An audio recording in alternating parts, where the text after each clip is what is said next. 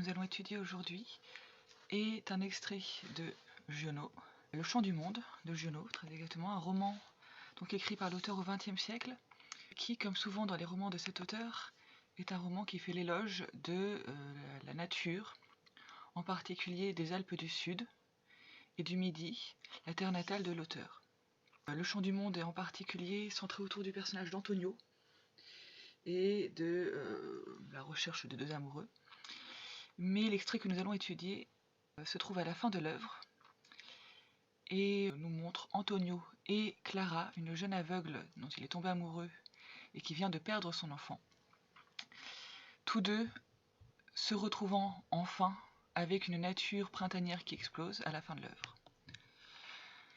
Je ne vais pas lire le texte puisque je ne l'ai pas sous les yeux immédiatement, et donc nous allons passer à la problématique. Nous nous demanderons comment cette description de la nature, qui exprime la joie du monde, est aussi une invitation à mieux voir. Et pour cela, nous étudierons le texte en suivant sa structure. Tout d'abord, le premier paragraphe, centré autour d'une nature printanière, depuis le printemps du sud monté jusqu'à cette phrase isolée « le soleil se coucha », une nature qui renaît. Et enfin la fin du texte, qui nous invite à aller au-delà des apparences pour une véritable communion, amoureuse entre Antonio et Clara, mais aussi une communion avec la nature. Le début du texte commence avec le printemps, processus qui s'étend, comme on le voit avec l'imparfait, montait des forêts et des eaux. C'est une description qui nous installe un cadre auquel on va assister pendant tout le paragraphe étant à l'imparfait, à part un verbe. Et le verbe montait montre justement une action qui se fait progressivement, comme si le printemps se matérialisait pour arriver petit à petit. Nous assistons à un spectacle, en fait. Et il y a même une personnification de ce printemps, non seulement dans le verbe monter, mais surtout dans le verbe conquérir et le nom maître. Il avait déjà conquis le soir et la nuit, il était le maître de la longueur des heures. Donc ce printemps personnifié se fait le maître de la nature, reprend ses droits en réalité, et amène avec lui la renaissance. Le lecteur, tout en assistant à la montée du printemps, à l'arrivée du printemps, voit aussi son regard s'élargir, puisque nous avons commencé le paragraphe avec le sud, nous le continuons avec le nord, où se trouvent les montagnes, et donc il y a une sorte de panorama extrêmement étendu qui se développe devant nous. Cette ouverture va aller avec ensuite une ouverture du regard pour une poésie sensorielle, mais surtout visuelle. L'idée de renaissance que nous avons vue avec le printemps se voit aussi dans le verbe déchirer, dans le nom drapi, qui donne l'idée de quelque chose qui est en train de se scinder, de s'ouvrir, pour laisser la place au printemps. On le voit aussi d'ailleurs dans la négation partielle, on ne sentait plus le froid, qui montre qu'il y a un changement, une évolution temporelle, et qu'à présent le froid commence à disparaître, donc c'est l'arrivée du printemps.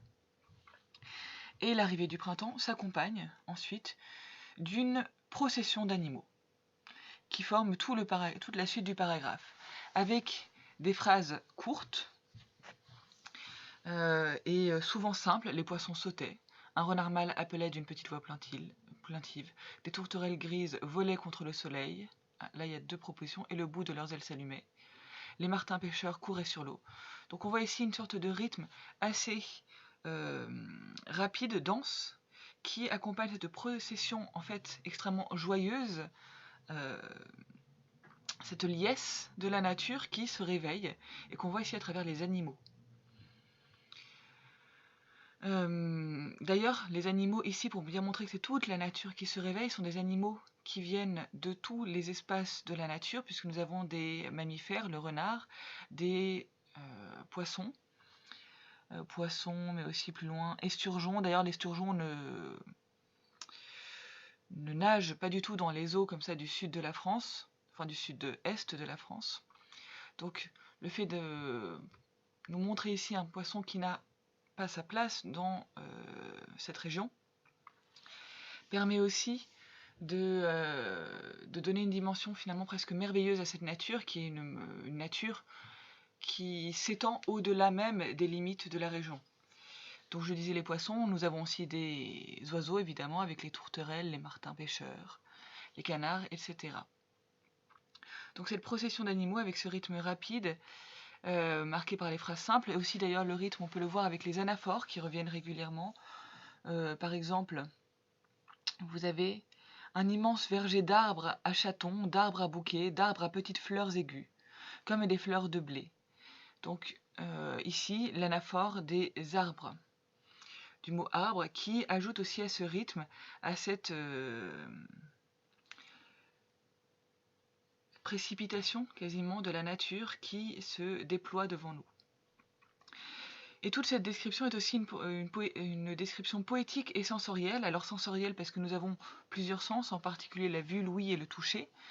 Le toucher avec le froid qui était évoqué un peu avant, ou l'eau aussi.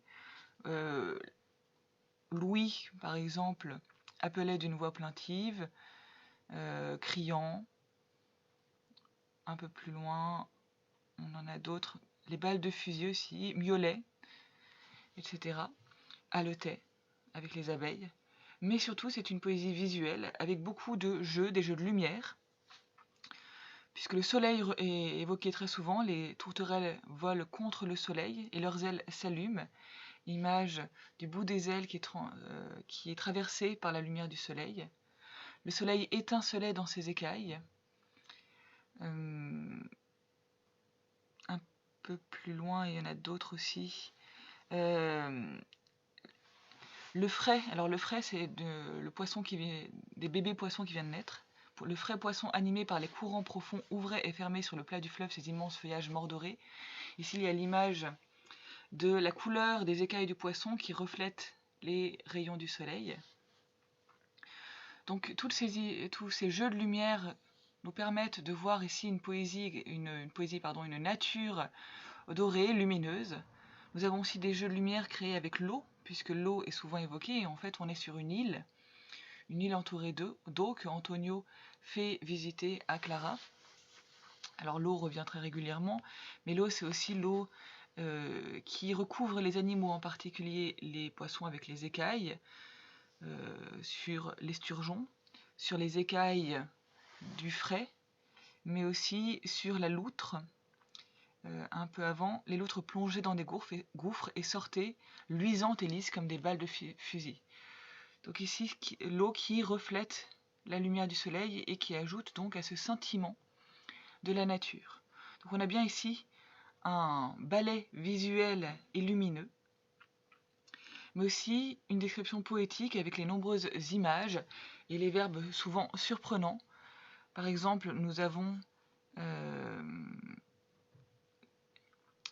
le pollen fumait dans le soir comme le sable dans la danse des poulains. Donc la comparaison entre le sable, entre le pollen et le sable qui est soulevé par les sabots des poulains. D'ailleurs, on a une métaphore entre le mouvement des poulains et la danse. Mais nous avons aussi ce verbe fumer, correspondant au pollen, qui ici vient perturber les habitudes. Le pollen normalement ne fume pas puisqu'il ne vient pas d'un feu, et il ne crée pas de feu non plus, mais qui du coup participe à la création d'images avec une certaine densité ici pour le pollen qui s'envole dans le ciel et forme finalement une sorte de nuage. À d'autres moments, vous avez aussi les martinets qui frappent l'eau avec leur ventre plat. Ou un essaim d'abeilles juste avant qui halète, perdu dans le ciel. Le verbe haleter, correspondant normalement à un être humain qui est à bout de souffle, ou alors un mammifère, mais pas un essaim entier d'abeilles. Les sauterelles craquent, le hennissement du fleuve, donc beaucoup d'images comme ça qui viennent s'opposer à nos attentes, à l'usage habituel que l'on fait des mots et des expressions, pour justement enrichir la description qui est faite de la nature. Une description qui est faite de la nature qui est rompue à la fin par le passé simple, le soleil se coucha. Cette rupture annonce l'arrivée de l'obscurité qui va accompagner les enseignements de l'aveugle qui est Clara. Le dialogue commence avec ce souhait d'Antonio qui est directement relié à la description que nous avons eue. Je voudrais te faire voir, avec ce conditionnel, ce verbe vouloir au conditionnel qui montre véritablement un désir lié à la beauté de tout ce qu'Antonio vient de voir. Toutes les images, tous les jeux de lumière que nous avons vus Antonio les a vus. Et justement, le fait d'avoir voulu les retranscrire de façon poétique était aussi le désir de montrer à quel point tout ce spectacle a pu saisir Antonio, au point d'émettre ce souhait: « Je voudrais tout te faire voir », dit-il à Clara, qui, elle, est aveugle. Mais il y a une opposition là entre Antonio et Clara, qui lui répond: « Vous avez tous beaucoup de soucis, et moi, je vois beaucoup plus loin que vous. » Lui voudrait une communion dans la vision, mais elle s'oppose à lui, avec justement la répétition de « vous » au début et à la fin de sa phrase. « Vous avez beaucoup de soucis, mais je vois beaucoup plus loin que vous. » Et le comparatif « je vois plus loin que vous » qui montre une certaine supériorité chez Clara, une supériorité qui n'est pas de l'orgueil chez elle, puisque au contraire c'est plutôt un personnage simple, comme on le verra un peu après. L'opposition se voit aussi dans le « beaucoup de soucis, beaucoup plus loin », qui oppose finalement une vision bornée, une inquiétude du moment chez Antonio et chez tous les autres, alors que elle, justement, ouvre son horizon, alors que elle ne voit rien. Nous avions au départ, vous vous souvenez, entre le nord et le sud, un regard qui s'était élargi, et là, avec le regard de Clara, notre vision s'obscurcit. Mais notre vision s'obscurcit pour finalement voir plus loin, comme elle nous le dit avec cette comparaison. D'ailleurs, le nom de Clara, qui en latin signifie la lumière, la luminosité, est tout à fait symbolique, puisque c'est elle qui apporte la véritable luminosité.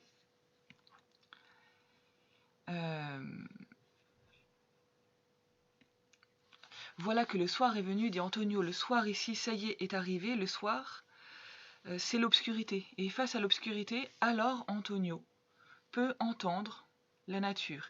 On a un « et » ici, le soir est venu et toutes les choses me parlent de toi, qui est un « et » qui en fait introduit plutôt une relation logique et même temporelle. Une fois que le soir est venu, alors il peut écouter les choses qui parlent de Clara. Et alors il comprend toute l'union entre Clara et la nature. Et c'est à ce moment-là qu'il peut faire cette métaphore: tes cheveux sont comme cette comparaison, pardon. Tes cheveux sont comme les sapins de la montagne, comparaison qui fait de Clara véritablement une femme nature. Puisque ce n'est pas une comparaison que visuelle, les sapins c'est aussi une odeur, c'est aussi des sons. Clara est tout cela à la fois. Et la réponse de Clara dans un registre familier qui montre justement la simplicité de cette femme qui en réalité est celle qui apporte le plus de vérité. Le registre familier, en tout cas oral, on le voit avec le démonstratif ça. Je me demande ce que ça peut être, ce que vous dites, voir, puisque chaque fois ça vous trompe. Ici donc un registre un peu familier, très simple, mais qui est celui de la personne qui a accès dans sa communion plus simple et plus immédiate à la nature, à une vérité à laquelle les autres n'ont pas accès. Le démonstratif d'ailleurs, ça, met à distance le verbe voir, le voir des autres, ce que ça peut être voir, ça vous trompe. Donc ce voir des autres, cette vision des autres, elle la met à distance avec le démonstratif, car finalement ce n'est pas cette vision-là qu'elle cherche, elle n'en a pas envie, puisque, et c'est la conclusion avec cette répétition donc du ça vous trompe, elle le met en avant. Il y a même une interrogation à travers le verbe je me demande ce que ça peut être, ce que vous dites voir, et cette conjonction de subordination puisque qui introduit une cause. Pourquoi? Qu'est-ce que c'est que ce voir? Puisque, à cause du fait que ça vous trompe, en fait, c'est ça qui fait qu'elle se demande ce que c'est. Parce que ce voir est quelque chose visiblement de trompeur. Et là, elle se montre vraiment comme l'aveugle qui, peut-être ne voit pas comme les autres l'entendent, mais voit véritablement, c'est-à-dire qu'elle connaît. Elle connaît la nature, elle a une union qui dépasse l'immédiateté. Ainsi, nous avons pu voir dans ce texte que l'auteur, à la fois à travers sa description poétique initiale de la nature, mais aussi à travers le dialogue entre Clara et Antonio, nous invite à mieux voir le voir avec toute cette poésie et ce caractère toujours surprenant, toujours nouveau, que nous avons vu dans les images du premier paragraphe, voir ce monde donc avec sa nouveauté, sa vie, mais le voir aussi en allant au-delà des apparences comme Clara. Et nous pouvons penser au dessin animé de Michel Oslo, Azur et Asmar, où Azur, lorsqu'il ferme les yeux pour faire croire qu'il est aveugle, ouvre alors son esprit à tous les autres sens et est celui qui est capable finalement de trouver les clés qui le mènent à la Fedecine.